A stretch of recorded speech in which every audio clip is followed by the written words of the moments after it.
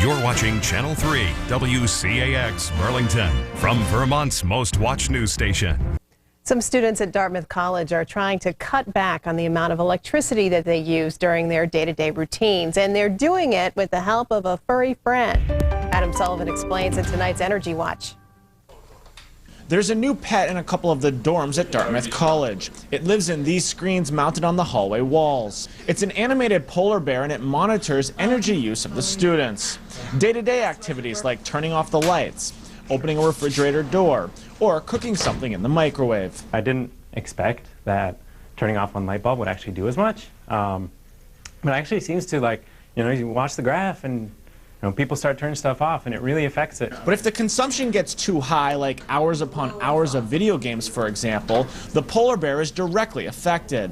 The ice it stands on starts to crack, and eventually the Arctic creature falls through. You walk by and you see the polar bear, and it just makes you think. You remember, oh yeah, I left something on in the room. This project is a completely student-run project, so students did all of the programming and the animations and everything from top to bottom. The initiative is sponsored by Greenlight Dartmouth, a digital arts project that graphs real-time energy consumption campus-wide. We're also working with the sociology department to see how well it's working, to try to understand what has to happen to change social norms so that it becomes a culture of the school to use less electricity. Students say that the polar bear brings the project and issues like global warming to life. It just brings it a lot more personal when you see how your actions directly affect an animation or something that you can relate to, like a polar bear. When it's right there in front of your face and you're impacting it, it can make it a lot more tangible. It's hoped that the bear will inspire students to reduce their own carbon footprint. If everybody turns off their light when they go to bed, if everybody puts their laptop to sleep,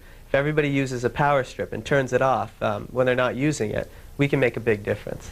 A big difference not only in terms of the environment, but also in terms of the life of this animated bear. Adam Sullivan, Channel 3 News in Hanover. Dartmouth eventually hopes to put the polar bear in all dorms on campus with the hopes of reducing overall energy use by about 10%.